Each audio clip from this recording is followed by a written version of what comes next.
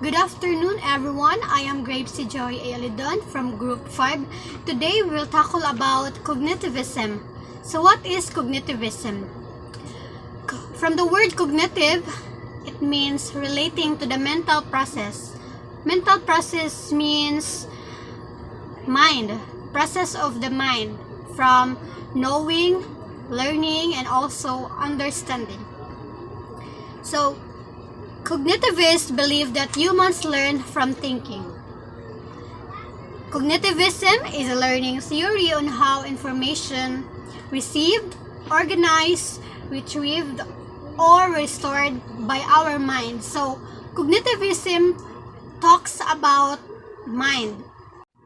Sa gingon pa nila, the mind considered as an information processor like a computer. Yes, it is. But I do believe that our mind is better than the computer because the brain has the general intelligence, creativity, imagining, and understanding the world. Yes, di ba? Ang tao mo'y gabuhat sa mga technology, sa computer. So, mas better jud tang mga tao. Cognitivism, also known as cognitive learning theory, which was developed and first published by John Piaget.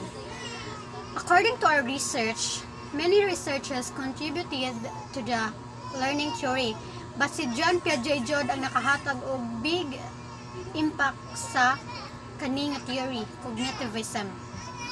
So I believe that kitang tanan diri kailan ni John Piaget based sa atong FTC 1 pag first semester.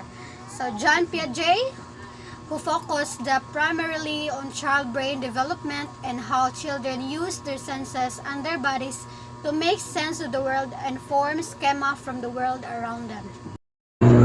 Hi everyone, I am NAVARRO and I will be the one to discuss the components of Piaget learning theory. So there are three basic components of cognitive learning theory.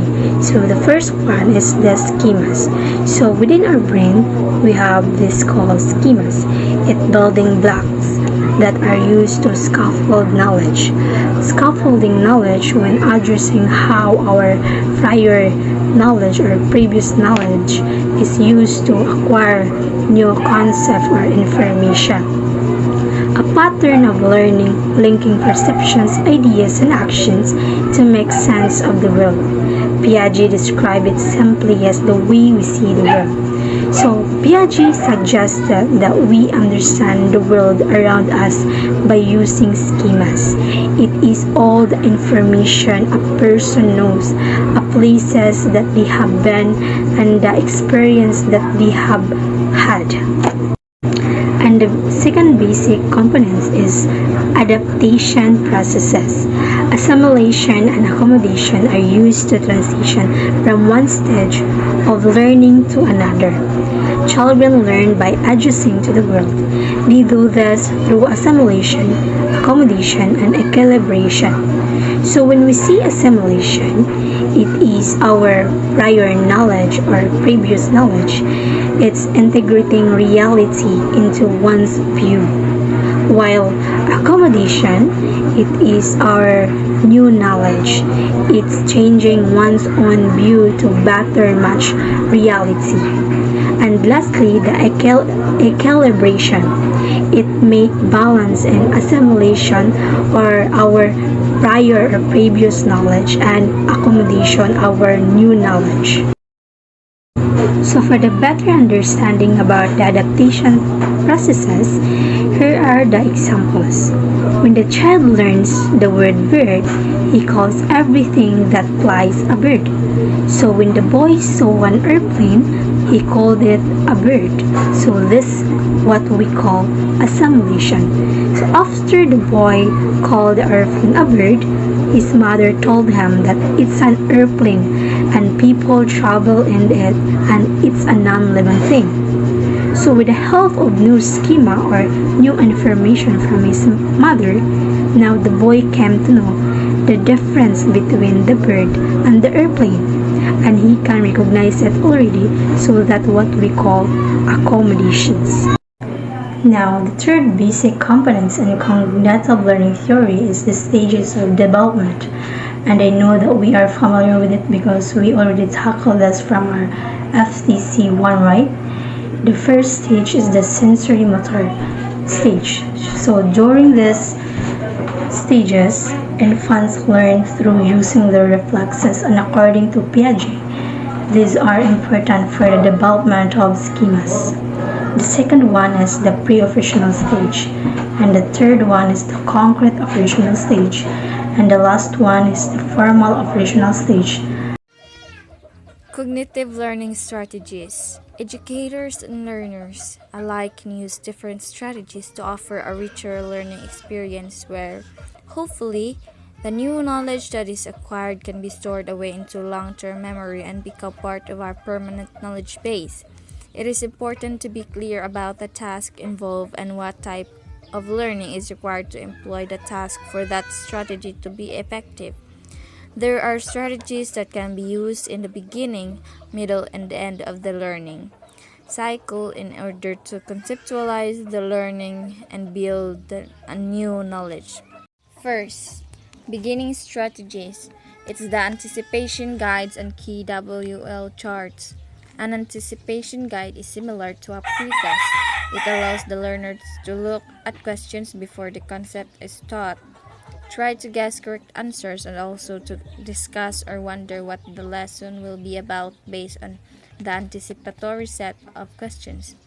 A key WL chart, which means know, want to know, and learn chart, is a table that allows students to write down what they know about a topic and what they want to know about it. During or after the lesson cycle, they fill in the L section of the chart according to what they are learning. Second, middle strategies. Concept maps, sorting activities, classifying information, and note-taking. Concept map, also known as mind maps, are visual representations of information. Another term of concept map is graphic organizers or thinking maps. They can be the shape of tables, T-charts, Venn diagrams, bubble maps, timelines, and tree maps. Sorting activities or concept sorts are more hands-on and usually prepared by the teacher ahead of time so that students can categorize concepts using cards or strips of paper. Classification of information, either by sorting or concept mapping. Ending strategies. Part of ending strategies are reflection questions, compare and contrast, completing the L section of the key WL charts, drawing pictures, or talking to a partner about what they have learned. Learners can also choose a product to display what they learned, such as poster or pamphlet.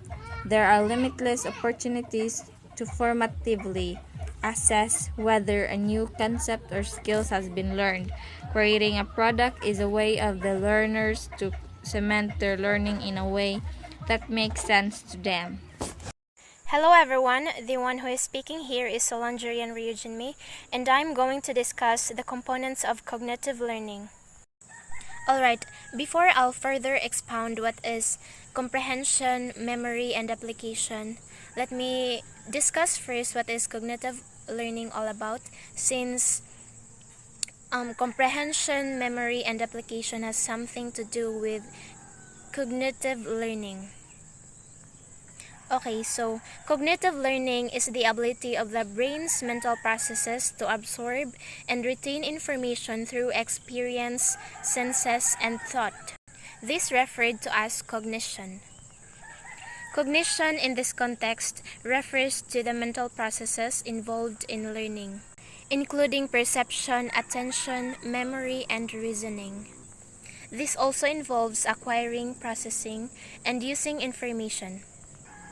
In daily life, cognitive learning is applied when individuals learn new skills, acquire new knowledge, and solve problems using mental processes. For example, when learning to play a musical instrument, Cognitive learning includes perceiving and interpreting the sounds, paying attention to the notes and rhythms, remembering the finger positions, and reasoning about how to play the piece. Okay, as you can see in the screen, there is a loop infographic being presented in which it contains the components of cognitive learning. These includes the comprehension, memory, and application. These three fundamental aspects of cognitive learning are essential for effective learning, decision-making, and effective problem-solving. So let's start knowing each components of cognitive learning. Let's begin with comprehension. Comprehension refers to the ability to understand and interpret information. It involves the use of mental processes such as perception, attention, and reasoning to make sense of information. For example, when reading a book, comprehension involves understanding the main ideas, themes, and concepts presented in the text. Memory. Memory refers to the ability to store and retrieve information. It is essential for learning and problem solving as it allows individuals to retain information and recall it when needed. For example, remembering a phone number or a name of a person is an example of memory. Application. Application refers to the ability to use knowledge and skills in real-life situations.